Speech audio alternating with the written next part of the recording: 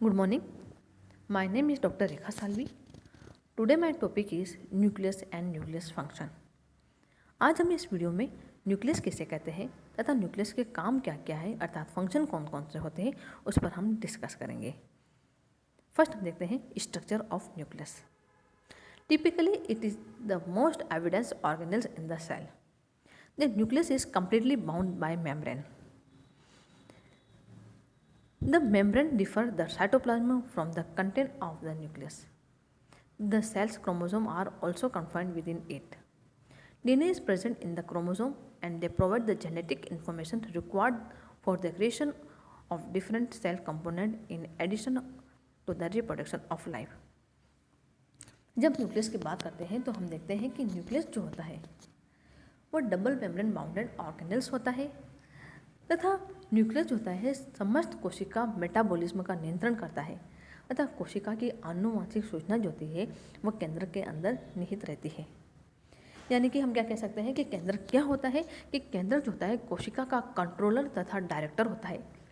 यानी कि न्यूक्लियस या केंद्र जो होता है कोशिका का नियंत्रक तथा निर्देशक माना जाता है तथा यह डबल मेम्ब्रेन बाउंडेड ऑर्गेनेल्स होता है तथा समस्त कोशिका का मेटाबॉलिज्म यानी कि उपापचय का नियंत्रण जो होता है केंद्रक द्वारा होता है तथा कोशिका की आनुवांशिक सूचना जो होती है वह केंद्र के अंदर निहित रहती है। नेक्स्ट हम देखते हैं न्यूक्लियस के फंक्शन। Nucleus function it contain the cell heredity information and control the cell growth and reproduction. The nucleus has been clearly explained as the membrane-bound structure that comprise the genetic material of the cell. First and foremost, it is possible to duplicate one's DNA in the nucleus. This process has been named DNA replication and produce an identical copy of the DNA. Producing two identical copy of the body or host in the first step in the cell division, where every new cell will get its own set of instruction. Secondly, the nucleus is the site of transcription. Transcription creates different type of RNA from DNA. Transcription would be a hot like creating copy of individual pages of the human body instruction which may be moved out and read by the rest of the cell. It is not just a storage compartment for DNA, but also happen to be the home of some important cellular process. The central rule of biology states that DNA is copied into RNA and then a protein.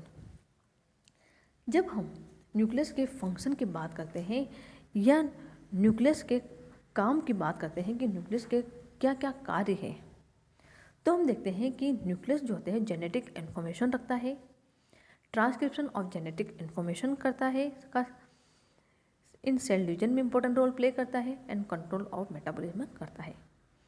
अर्थात केंद्रक जो होता है इसके chromatin में आनुवांशिक सूचना निहित रहती है। केंद्रक में जो गुणसूत्र या क्रोमेटिन पाए जाते हैं उनमें जेनेटिक इन्फॉर्मेशन पाई जाती है या हम कह सकते हैं आनुवांशिक सूचनाएं पाई जाती है। अर्थात हम केंद्र को कैसे storage house of genetic material भी कहते हैं। नेक्स्ट हम देखते हैं कि ट्रांसमिशन ऑफ जेनेटिक इन्फॉर्मेशन। केंद्रक जो होता है वो पेरेंट्स कोशिका से डॉटर सेल में या एक पीढ़ी से दूसरी पीढ़ी में आनुवंशिक सूचनाओं का संचरण करता है या ट्रांसमिशन करता है।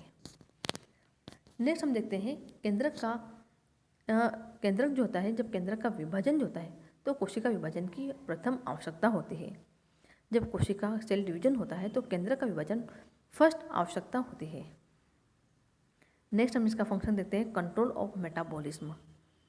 केंद्रक मैसेंजर आरएनए को साइटोप्लाज्म में भेजकर कोशिका के मेटाबॉलिज्म का नियंत्रण करता है तथा मुख्यतः डीएनए एंजाइम के संश्लेषण के निर्देशन द्वारा कोशिकीय गतिविधियों का नियंत्रण करता है।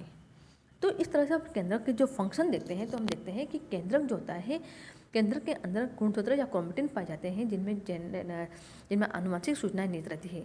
इसलिए केंद्र को हम store house of genetic material कहते हैं। नेक्स्ट इसका फंक्शन हम देखते हैं ट्रांसमिशन ऑफ जेनेटिक इन्फॉर्मेशन, यानी कि केंद्रक जो होता है वो पेरेंट्स कोशिका से डॉटर कोशिका में यानी कि एक पीढ़ी से दूसरी पीढ़ी में आनुवंशिक सूचनाओं का ट्रांसमिशन या संचरण करता है। नेक्स्ट इसका फंक्शन देखते हैं इन सेल डिवीजन। जब कोशिका विभाजन होता है तो केंद्रक का विभाजन कोशिका विभाजन की प्रथम आवश्यकता होती है। नेक्स्ट हम इसका फंक्शन देखते हैं कंट्रोल ऑफ मेटाबॉलिज्म, यानी कि केंद्रक जो होता है मैसेंजर आरएनए को साइटोप्लाज्म में भेजकर कोशिका के मेटाबॉलिज्म का नियंत्रण करता है। तो इस तरह से आज हमने इस वीडियो में न्यूक्लियस किसे कहते हैं तथा इसके फंक्शन कौन कौन से हैं उस पर हमने स्टडी की। हमने देखा न्यूक्लियस जो होता है, न्यूक्लियस एक डबल मेम्ब्रेन बाउंडेड ऑर्गेनेल्स होता है तथा न्यूक्लियस जो होता है समस्त कोशिका का उपापचय या मेटाबॉलिज्म का नियंत्रण करता है तथा कोशिका की आनुवंशिक सूचनाएं इसमें निहित होती है। इसलिए केंद्र को कोशिका का कंट्रोलर तथा डायरेक्टर माना जाता है। देन हमने इनके फंक्शन देखे कि इनके फंक्शन इंपॉर्टेंट फंक्शन कौन कौन से हैं कि जेनेटिक इन्फॉर्मेशन मेन इसका फंक्शन है जेनेटिक इन्फॉर्मेशन, यानी कि इनमें जेनेटिक केंद्र जो होता है इनमें आनुवंशिक सूचनाएं निहित होती है। देन हमने देखा transmission of genetic information. Then इसका हम देखा इन सेल डिवीजन में इनका फंक्शन देखा एंड देन हमने इसका इंपॉर्टेंट नेक्स्ट फंक्शन देखा कंट्रोल ऑफ मेटाबॉलिज्म। तो इस तरह से आज हमने इस वीडियो में केंद्र किसे कहते हैं तथा इसका फंक्शन क्या क्या है उस पर हमने डिस्कस किया। Thank you.